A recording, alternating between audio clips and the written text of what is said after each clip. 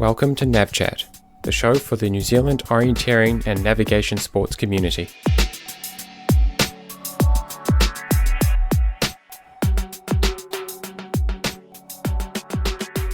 Hey Tom, reporting in from Italy. How's it back home? Good. I'm a bit jealous, to be honest. It's been like I've spent my training today was like riding in the rain, so I'd quite happily be in the Dolomites. How are you? Why are you there? What are you doing in Italy? Well, if you like the show, please support it by sharing this podcast with one person who would benefit from it. Last week. The best place to find more content like this is at gbeverage.nz, where you can find years of training blogs, race reports, podcasts, and coaching videos.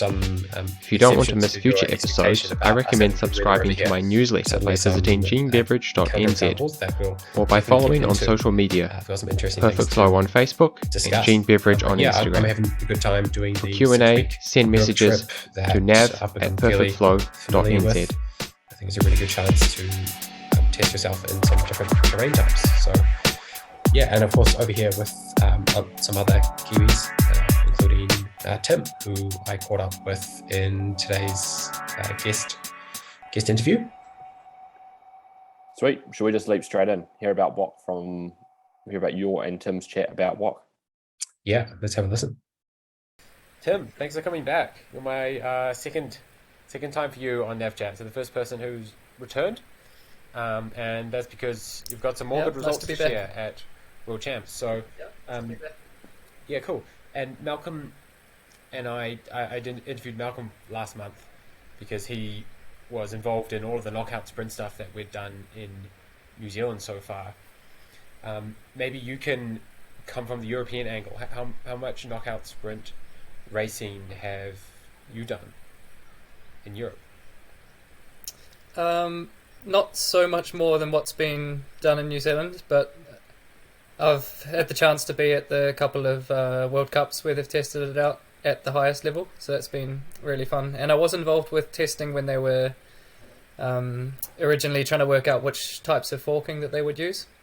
So I was on a few of these Mediterranean orienteering camps during the kind of spring season, winter season, and had the chance there to test out your runner's choice, unforked courses and butterfly loops.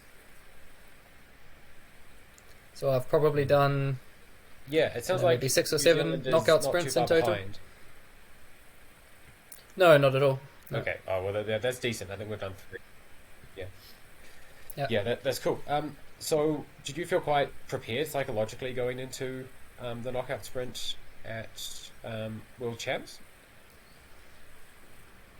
Yeah, I think to a certain extent. So through the qualification, even though that ended up being quite tight for me, I was quite confident there, and had figured that actually because it wasn't World Cup and there aren't more than 3 people from each nation, it should theoretically be a lot easier to qualify even in a quarterfinal stage compared to how it was at the World Cup in Sweden.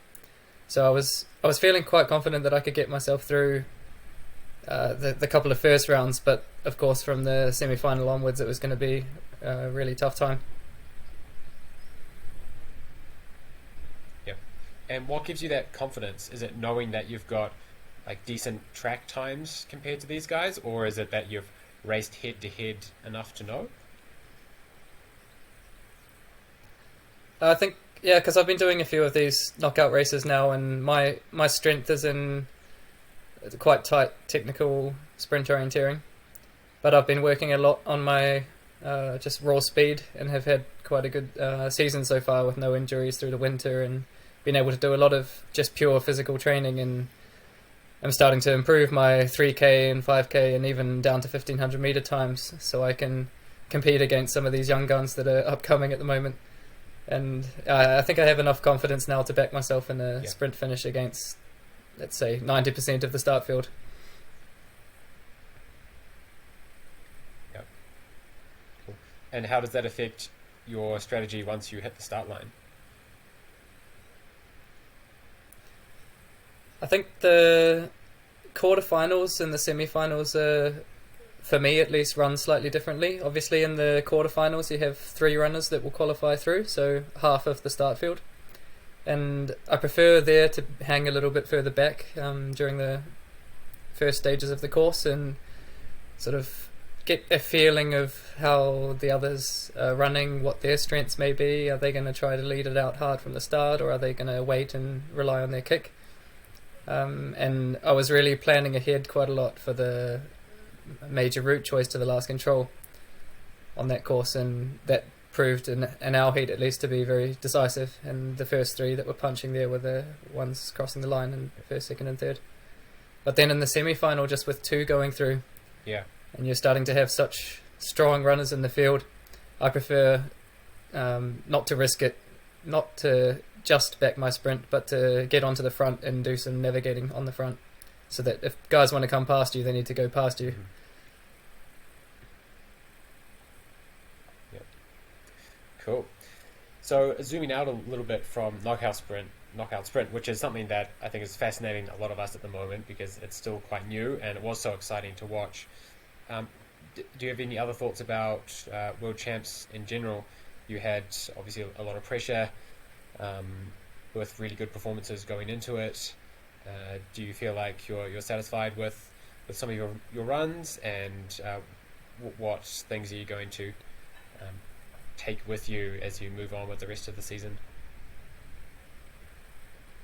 Yeah, I'm quite satisfied with how the week went. Obviously, we were right up there with our sprint relay, and I think that's such a promising team for the future. So even though the result on paper might not look as good as we were hoping for, you can still take each person's individual run and see some real positives there. And yeah, that team's going to be one to watch out for in the future, and it's exciting to be a part of. And then my knockout sprint day was about as good as it could be. Obviously, I had a bad route choice to the last control, but I think that's just part of racing, and you can't always expect to take this best route choice when it really matters. And to be in the top six with that style of racing against those guys is, I'm really proud of that achievement on that day. And then I think my main takeaway from doing this whole week is how much that day took out of me. I could really feel it on the rest day. I was barely able to jog, and even in the morning in the qualification, I could feel that if a really technical sprint was coming, that I wasn't quite there mentally, not quite mentally prepared for these tricky, tight sprints. So I will consider, I think in Edinburgh, basically deciding whether I will focus on knockout or individual and just take that one race and focus on that. That's probably my main takeaway from the weekend, and how I will use that to prepare for a future Sprint World Champs. Interesting, and that might depend on the program also. We had knockout sprint as the Exactly. middle race, whereas if it's the last race, I guess you can probably go all out. But how far did you run on that day, and how many minutes at high intensity did you accumulate? The qualification course was about 10 minutes long, so you've got that plus 6 minutes quarterfinal, 7-minute semi-final, and an 8-minute final. So that's all starting to add up, and then in between that, of course, you got your warm-up and your cool-down, and those get shorter as the day progresses, but you still want to get some kilometres in your legs before the start just to freshen up, and you add your strides in before all of those races as well. So for me, it's getting over 30 kilometres that day if I make it all the way through to the finals, and that takes its toll on the body. Yeah, and I heard you that had factored into your shoe choice as well. That was something that has never really come up in sprint orienteering before. No, yeah, so I'm just wearing normal trainers also for the races. I think the gains that you get just by wearing a slightly lighter, less supportive shoe is not high enough to outweigh the fact that I'm doing a 30 kilometre day, especially when there's a sprint individual coming up with just one day in between. So you're avoiding really light, really low profile racing flats, which tend to be faster if they're a bit lighter, but they make your feet and lower legs work a bit harder for that. Yep. yeah, so just trying to save the calves and muscles in the lower legs a little bit over the day. Yeah. Cool. So what are you looking forward to in the season coming up? It's midsummer in Europe. What's going on for you? Yeah, I got a bit of a different season to what I normally have lined up this year. So with my visa struggles, I have to leave the Schengen zone now, and so I'm moving away from Sweden, even though I'm waiting for the visa to move there a bit more permanently. So right now I'm in the UK, and I've got a 5K coming up in the weekend, which will be a nice test of the shape before heading over to USA for the World Games. So that's held every 4 years. The last one was in Poland, and it's actually been postponed a year with COVID, so that was 5 years ago. And after that, I'm heading over to New Zealand for my first New Zealand winter since I moved to Europe. So that will be quite a interesting experience going back home. And yeah, I got the New Zealand cross country champs and the New Zealand mountain running champs on my schedule there, as well as just meeting up with my family and spending a bit of time at home. Cool. And I'm really looking forward to you colliding with the rest of the orienteering scene that's back home, because you have been away for a few years now, and there's a lot of juniors that have come through who only know you as a GPS dot, and that'd be cool to see you turn up to anything. If there's some orienteering that you go to, I think it would mean a lot to a lot of the people back home. So good luck with the rest of the season, and yeah, I'm looking forward to that. New Zealand when you're back. Yeah, but, yeah, I hope you enjoy seeing some old faces when you're back. Thanks, Tim. Thanks. So yeah, usually we would try to get the call done before the end of the month, but yeah, I thought we'd wait just so we could get in an interview just after WOC. So I hope that was worth it. Yeah, hearing from Tim after all the races were over. Yeah, I mean, I haven't done a knockout. I don't think I've even seen a knockout apart from something on the internet. So it's interesting to hear that there's like definite tactics in the different parts of the race, and how Tim's really started to deconstruct the discipline to figure out how to best perform. Yep, and there's many other people who are thinking along those lines also. Most people are still just racing hard, but this was the first time that we've seen a few different tactics emerge, and we'll get into some of those with the GPS tracking. We could see some of those things happen on the fly, but it's still young. It's still a young sport, and I think World Champs was the first time that people who have done enough knockout sprints can actually go into them with experience, whereas prior to this stage, everyone feels inexperienced. Now people are starting to feel experienced. Is it do you think we're going to see knockout sprint? Tim alluded to the fact he might choose knockout or individual, but do you think we're going to see knockout sprint specialists? Yep. I think we already have, because it's so much shorter than sprint.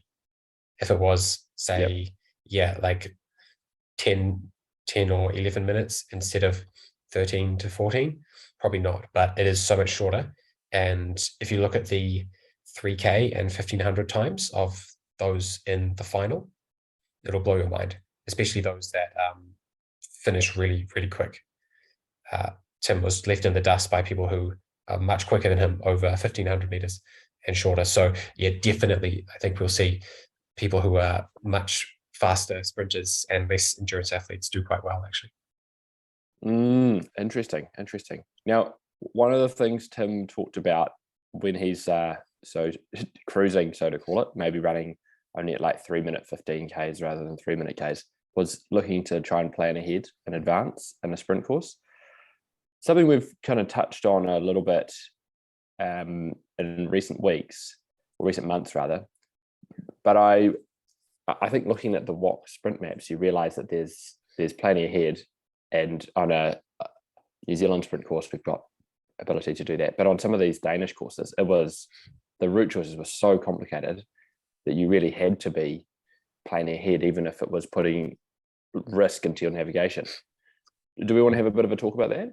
Yep, for sure. I think what you said is a really good observation, putting risk into the navigation. That was something we saw across all of these races.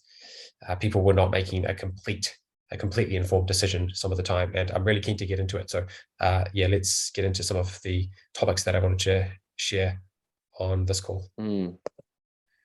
It's interesting why you pull that up. I think this kind of stands that we're kind of seeing techniques from Forest and I guess other nav disciplines come across to sprint. Looking at some of the route choices this year at WOC, especially in the sprint final, the complexity was up there with some of the forest terrain. Sure, it's buildings and that sort of thing, but you really had to come at them with a route choice attack point route choice control system. It was really interesting, but we'll get there. You have instead put up a Queen's Birthday. Is this a middle distance? This doesn't look like Denmark, Gene. Well, maybe it does. Away from that. Sorry, I'm a bit sick. WOC party. I got sick. COVID.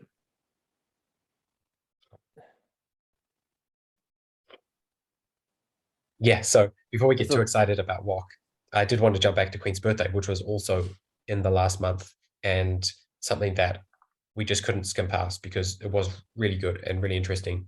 This is the first middle distance from Queen's Birthday, held at Kapiti Coast, run by Wellington Orienteering Club on Scott's Ferry, but a newer area of the Scott's Ferry forest.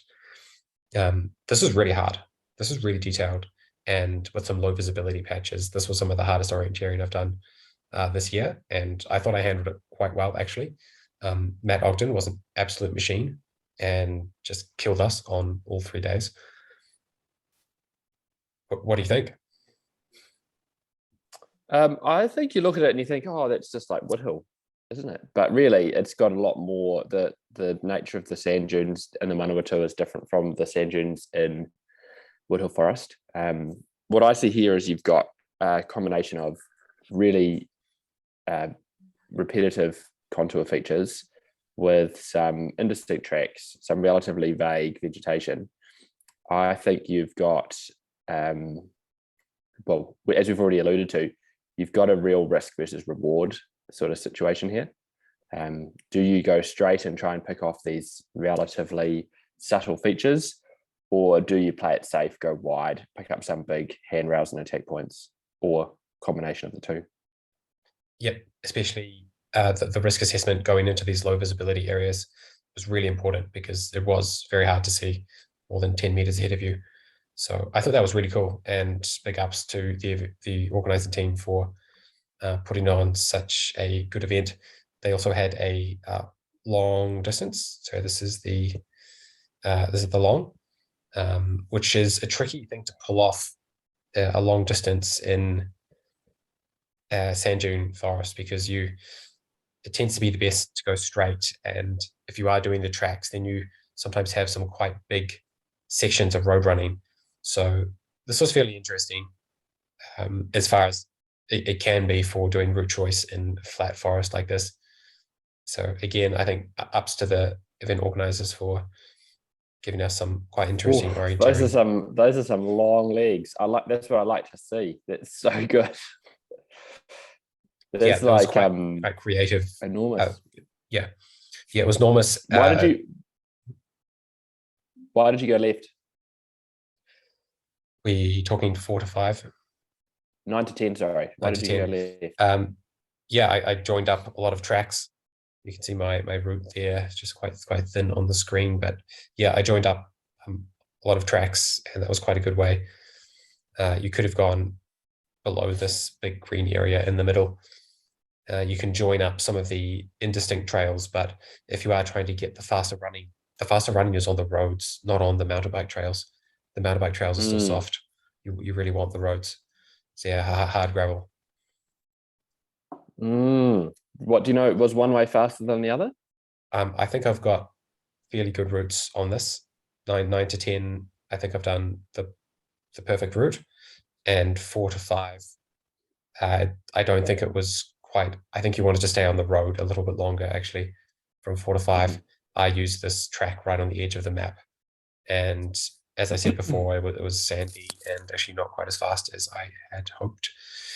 Yeah, I was getting tired at the end of this race. This is just the first map. There was a map flip, and I was getting pretty cooked towards the end, and it was very hard to navigate when you're getting tired. This is the middle distance from the third day. And again, I just wanted to add and share that I think this is some of the best navigation I've done, actually. I was very concentrated and just felt like I knew exactly what I was doing. So I think I've been paying a lot of attention to my navigation over the last few years, and I feel like I'm really in control. And if I'm making small mistakes, I'm making them really fast, like instant relocation, and getting myself back on track really quickly. So yeah, I'm really Wow, this happy is like and a really happy control to pick. share that. This is like a control picking exercise, isn't it? Yep, and it was pretty fast running. So yeah.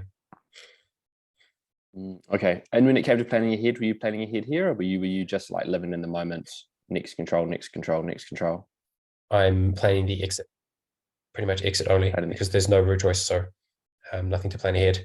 I think 7 to 8. There's a route choice there where you can use the trail. I didn't plan that much ahead. It just needs a few seconds consideration. So not much route choice, and therefore not much planning ahead. Unlike so we've got WOC. this is at one end. We're going to talk a little bit about planning later, but in this instance, you don't really have a lot of route choice. So you're just slapping that compass on, getting your exit direction, and that's the extent of your planning. And otherwise, you're just going bang, bang, bang, bang, bang.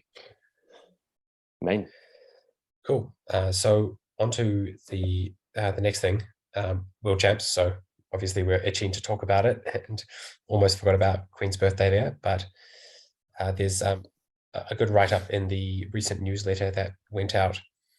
So I won't read through all of that. I think people probably just want to hear my my personal take, which is I think we've got a lot of strength coming through at the moment. We have a lot of potential for some really top results, and Tim Robertson is obviously leading the way, but there's a number of others who are getting really solid results on the world stage also, and looking forward to Sprint WOC again in 2 years' time. We could have a really good sprint relay team, which is really exciting. And even for WOC in the forest, middle distance and long distance, we could have some pretty strong, pretty fit runners to have a go next year. So yeah, I'm really looking forward to seeing our top runners go. I definitely felt like I was there as a supporter. There are some people in very good shape. It is not me in the team who's in incredible shape right now. So I was really impressed with some of the people who were doing their first WOCs this year. So on the ONZ website, people can read more of what other people have to say. Cool. All right. Those kind of dispatches that were sent out are quite good. They give those little news, those daily news updates are quite good. Cool. So quickly onto the results. Here? Yeah, I just wanted to highlight where Tim ended up in the sprint individual, which is 21st. So just comparing that to previous years, Tim's had a second and a third, and so 21st wasn't his best run out there. But also just looking that New Zealand actually has 3 people in the final, Joe down in 38th and Tommy in 41st, which is pretty cool actually to get 3 people in the final. And we also had 2 women in the final.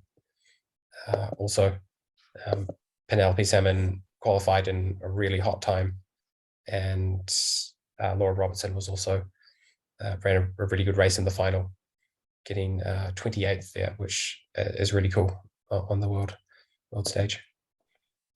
Yeah, I guess looking back, like I know we're not back in my day, those would have been like celebrated, 21st, 28th, great. That's like a bumper walk. Whereas we've also got the depth of like having Penelope there and the women's, and then Tommy and Joe. It's like you say, it shouldn't be. I mean, and we've got how the rest of the week went. It was really good, very exciting. Yeah, it is good to compare that to previous years. I think that's always good to take stock of how far we've come.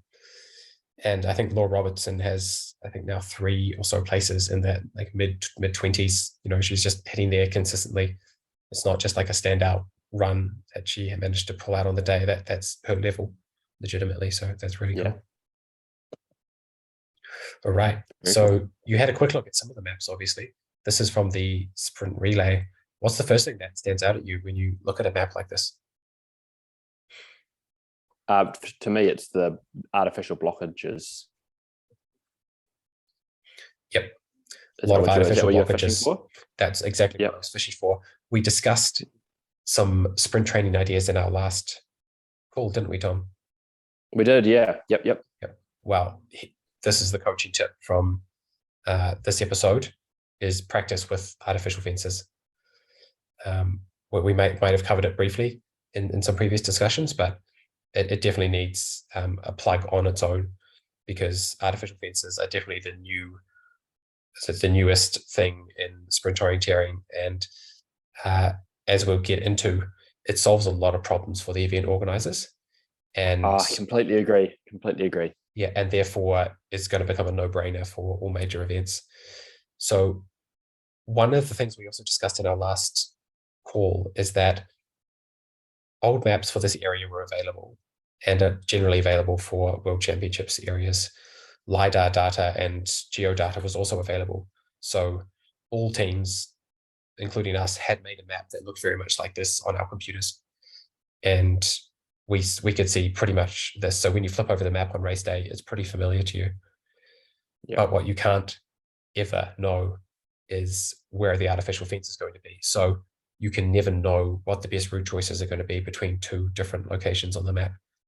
And so it just kind of pulls the rug out from under all of this pre-planning that we see go on with the well-resourced teams on the world stage. So it solves that problem. I think it almost completely solves it. Yeah, I think it's been a simmering issue, hasn't it? The fact that, sure, you can, like we said, you can give all the information, or you can try and keep it secret. It creates an air of unfairness. But yeah, you're right. This is a great way of getting around it. I think it's very good. Yep. So we had set a lot of courses with artificial fences that we'd put in on the computer, but of course, there's no chance probabilistically that we're going to put artificial fences in the same place as the organizers and be able to test routes that are the same as what they're going to give us on the race day. So yeah, this was super cool. Again, they've picked a start and finish that was really suitable for the TV coverage, and it was really fun to be there as well. So they just kind of nailed it in all regards. And yeah, it was a lot of fun I wasn't racing this day. It was a lot of fun to spectate. And how are they doing the was it runner's choice for the forkings, or what did they do? Yeah, so for the sprint relay, it's forked, but very much like an old school relay where you only know what your map is, and there's two forks generally, and you've got a team of 4, and one man and one woman will get each forking throughout the throughout the course of your 4 people. Cool. Yeah. So that was really cool, and that's generally what I wanted to say on this particular map. We've got lots more to cover at WOC, so we'll whiz through. We'll go into the knockout sprint, which was the second race at this year's World Champs. And yeah, this is the start line of orienteering. No one's ever seen this before. This is the final of the World Champs. Yeah, it's funny, eh? It's quite cool to see the old black singlet there, isn't it? Yeah, it's super cool. Tim ran the most impressive race.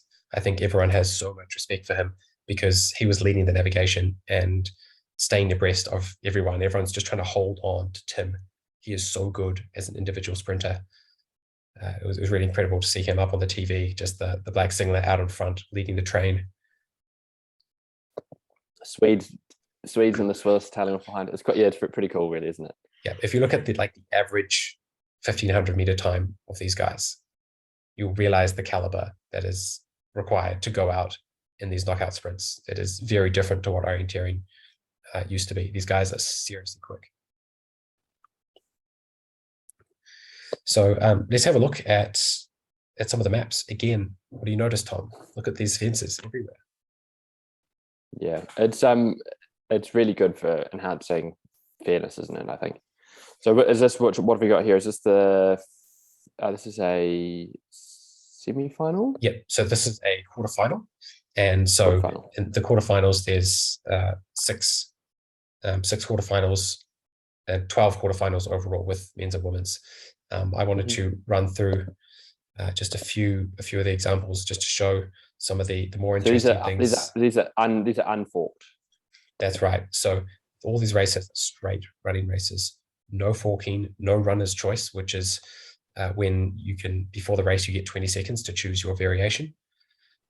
This was just straight out races. And so I think what I'm going to argue is that straight out racing leads to a lot of following.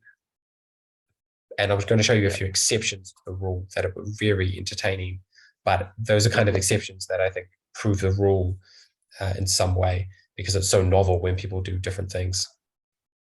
Back to our earlier comments on planning ahead as well. I think these and the individual sprint, leagues like 2 to 3 had me thinking, where do you start? Like you've started at max to control one, and then you have this extremely complicated, like you have to be looking broadly to spot what are generally tiny little avenues through buildings, rather than having like an obvious wide loop.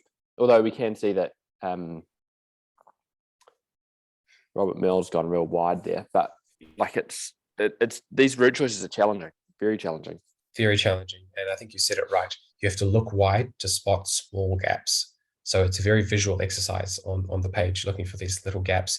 And you can see why people offset the navigation to somebody else and just follow while they work out future legs. And so this is one example here where most of the field here has come into number 3, reasonably similar. They're in a bit of a line, maybe separated by 1 second each. And the first runner to punch actually made quite a big mistake here. And instead of going up to 4, they should have just followed the path to 4. They followed the second path around the west of the out of bounds block there, and everyone followed. So you've had these 6 top runners, and clearly they're all planning ahead. They've all offset the navigation to somebody else. And what happened is almost all of them followed along this path to the west of the out of bounds area, and then realized, and the order totally reversed. So 1 to 6 ended up being 6 to 1, as they all realized on the path at the same time. And reverse, and that was pretty much the order to the finish line, actually. So everyone who went in first came out last from that split. So that's an example of when you've got too many people planning ahead at just the wrong moment. And definitely you are putting a lot of risk on the table with this planning ahead. And it was very interesting to see it unfold and to see top orienteers make kind of such embarrassing mistakes. But they're just pushing the line so much. Went from bad to worse, didn't it? Yeah. And why are the Brits so good at this? Why have the British figured this out?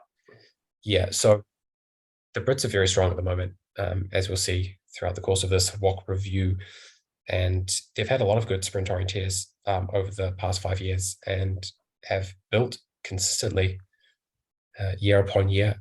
And talking to them, they don't put it down to anything other than just incremental improvements year upon year.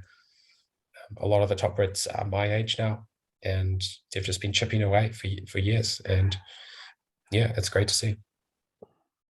Are they focusing on because Chris Jones, for instance, is a pretty handy track and road runner. Are they all taking that sort of route, or is it something that they're all going their own way? There are a few of them who are focusing on cross country and track running, and are less interested in middle distance and long distance orienteering. There are a few of them who have done that, so they can definitely back themselves in a fast race like this.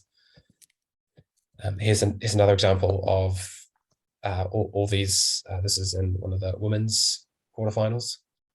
where this is fairly simple orienteering again. You've got to work out the underpass. You've got a long time to work out the underpass though, and to know that 3 is at the end of the underpass, 4's on the top on the next bridge along, and then you've just got to get back out basically the same way you came in to go to 5. Yep. And you're going back in the same bridge they came out, and they all ended up on top and then coming down the back of the bridge after faffing around some time up there. And that was just an amazing mistake that we all saw on camera that never would have happened in a lower pressure situation. And so this is something that Knockout Sprint, it brings out these embarrassing mistakes. It was amazing to see this on camera, like the top orienteers in the world that you highly regard are just unable to go back the way they came because someone had offset the navigation to someone else who had screwed it up, and they're all just all flustered. Yeah, it was amazing. Interesting. Yeah, we'll keep whizzing through these. Just one more. This is one that forked quite a bit. I think we'll skip through. No, this is the one that stayed. Oh yeah, so this was one again where you could see that the first person to make the decision, everyone's following. But what happens quite often is in the last part of the race, people have pre-planned the last few legs quite well, because that's all that matters, is who can get basically from the start of like the sprint finish, which tends to happen on this course, maybe somewhere between 6 and 7. It's probably just balls to the wall the whole time. You can barely look at your map during that time. So you have to have the perfect route choice, and you have to know that route choice so well.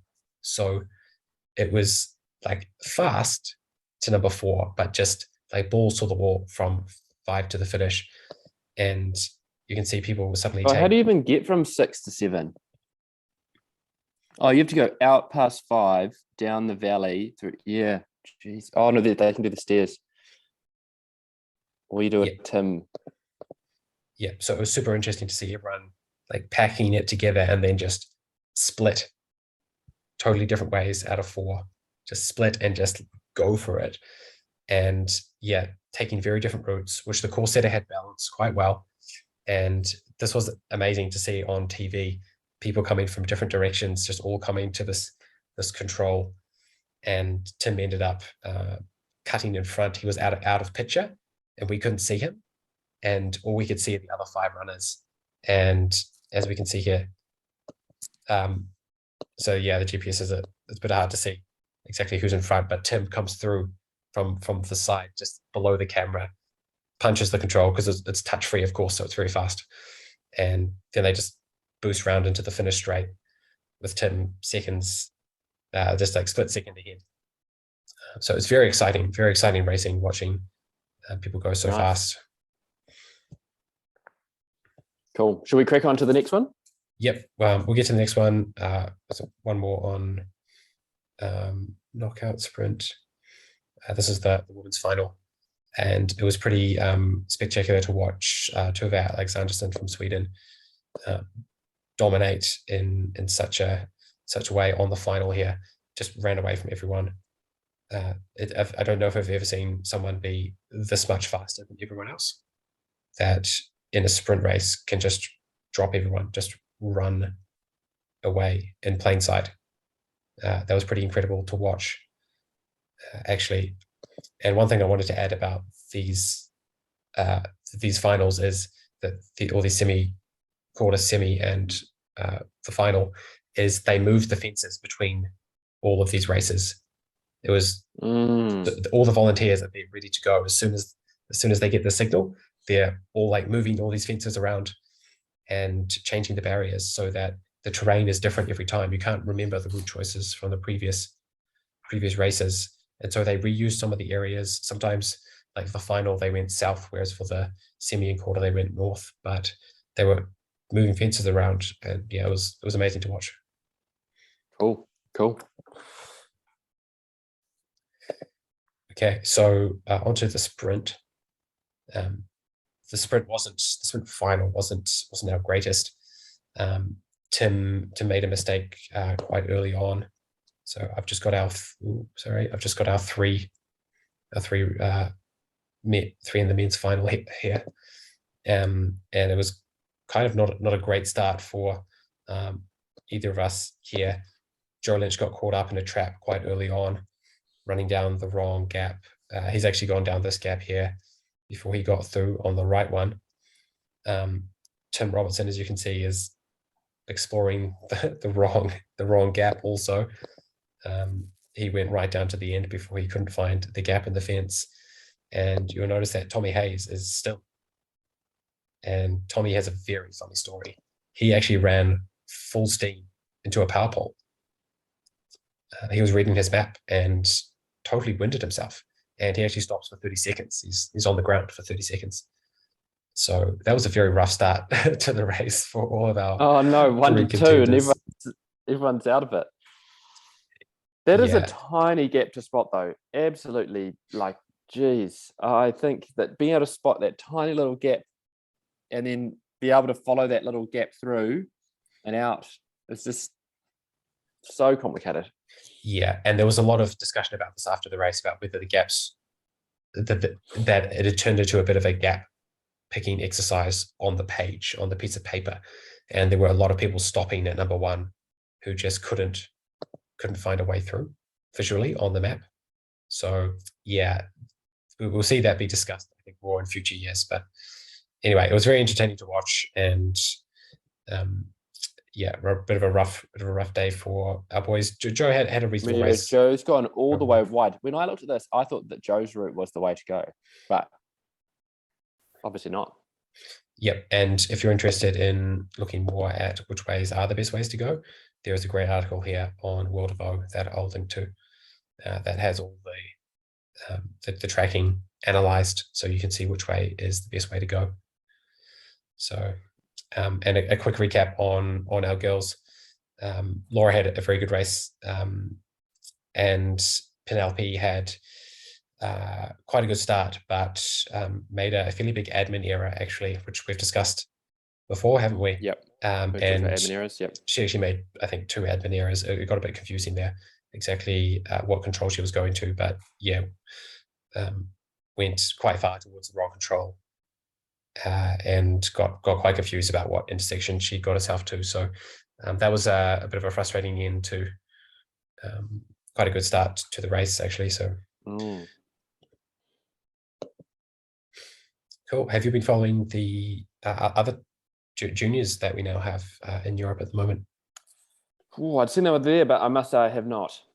Yep. So this is quite cool that we are now sending some of our juniors to EYOC, the European Youth Orienteering Champs. The competition is really good, and it's a great experience before actually racing at WOC. So we now have a decent team over there, which is quite cool. This is most of them. There's also Zephyr and I think Felix over there also, Felix Hunt. Essentially the JWOC runners who are young enough, right? Yeah, the youngest of the JWOC runners. So great to see our girls over there giving some foreign terrain a good test. So here's a bit of a look at the sprint race. Yeah, we don't need to go through it too much, but is this Poland? Oh yeah, sorry, they're in Hungary. So yeah, it looks like a fun sprint course, probably a bit different to anything they've had in New Zealand. Lots of walls, fences, and buildings. So that's something cool. Links are below, so definitely check out this tracking and test your route choices. See if the competitors went the same way that you would have gone. This is the terrain for the long distance. Have you done anything like this before, Tom? I've run in Czech Republic, which maybe not quite as steep, but it looks like continental terrain with some gully spur features, doesn't it? Yeah, there's some really heavily eroded gullies, which look quite fun. But yeah, mainly continental. And the very dense patches of forest, which is something that I recall finding really challenging when I was younger, coming from New Zealand. You also? Yeah, I think you're brought up to try and avoid green, and then you can't. just have to. But I think we're changing in New Zealand. I think we're using more and more areas that look more similar to this. So hopefully the newer generation are more on board. Yeah, I remember feeling immense pressure with the denser areas. I wanted to go fast and I couldn't. And yeah, it was just a bit of a nightmare. So it's good that they're getting some experience. Also here, these areas that have a lot of tracks and a lot of dense forest. It's amazing how hectic some of the racing becomes. This is from the relay. So yeah, check out the tracking. It's great that they've got so much GPS tracking on at the moment. Mm-hmm. We've got 5.5 minutes to go, just FYI. I think we'll be okay. Okay. We'll just trim that one, I think. Okay, so some more talk about mapping. I guess I bring this up quite a bit, but here we go, Tom. Which way on A can you get through on A? So you can't get across on A. Yep. So that's the out of bounds symbol on A. It's out of bounds on all levels. It's just out of bounds. You cannot go there. Yeah. Yep. And B. You can cross at street level, but not in the underpass. Yep. So this, no, opposite. Opposite. Yep. You can go in the underpass, but not at street level. Yeah. So what that's saying is that at the main map level, there's out of bounds, but there is an underpass. So the stripe shows that there is an underpass that's usable. So yeah, we're just not used to this stuff yet, and we'll have to get more and more practiced at looking at it. It's just not obvious yet, right? Like it's a new mental models need to be generated. So and C and D are the same, are they not? No, they're not, because the dots have gone away. Yeah, the triangles are gone. So on C you can cross at both levels, but on D you can't actually get into the tunnel. You can go at road level. Oh my god, road level only. Confusing. So yeah, it's confusing until you practice it again and again and again, and then hey, that's what happens when you bring something new in. Orienteering is confusing for like everyone for the first year. I think that's what we've forgotten, and we're like surprised that we're confused about something we profess to be so good at it. But hey, orienteering was confusing, and we've just gotten used to being good at it. And now here's a new element to the mapping, and we're not good at it yet. We need to see it a few times, and we need to race it a few times before we get better at it. Again, here's some examples from World Champs. We can see the stripes over there on the left. We can see the triangles appearing also in the middle there, but there's no stripes. There's a lot to go into about exactly what all these different situations are showing. So yeah, this is, again, yeah, in a race setting, people are still getting used to it. This is what I did today. This is my race from this morning. Have you done anything like this? Yes, but not in Italy, like Alpine Norway. Yeah. Interesting. Oh, those slope orienteering to point fetches. So hard. Yeah. So definitely a bit scary, like when you're just on this direction and you can't see much and you're just looking for the boulder and trying to keep your direction good, counting contours quite a lot, being really disciplined on the height, maintaining the height, not drifting high or drifting low, going up at very predetermined moments and dropping down only when you know exactly where you are. So yeah, this is quite challenging coming from some of our flatter areas. I found it really fun, actually. And this is yesterday's race, which is like cast terrain. Oh yeah, that looks good. That looks really fun. This was at 2,000 meters, which is quite cool. So it's like is this a moraine? Is it a moraine field? I don't know what actually you call it. I think it's probably more appropriate just to call it cast because it is limestone, but it is very high in the mountain. So yeah, I don't know. I think there might have been some glacial action also in the past. But yeah, it's again pretty cool stuff here in Italy that we're practicing on. Have you done anything like this before? No, not so much. Not that intense anyway, but that looks great. Yeah.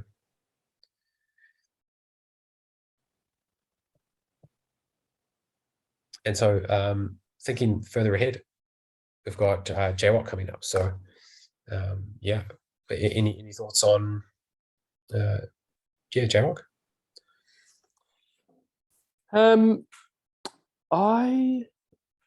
I think that we've got a relatively young team this year. It was a lot of new faces, so I think it'll be interesting just to see how everyone copes with the new terrain. Plus, also we haven't had a JWOC team for a good few years, so I don't know. It's just great to have competition again, and we'll eagerly watch to see how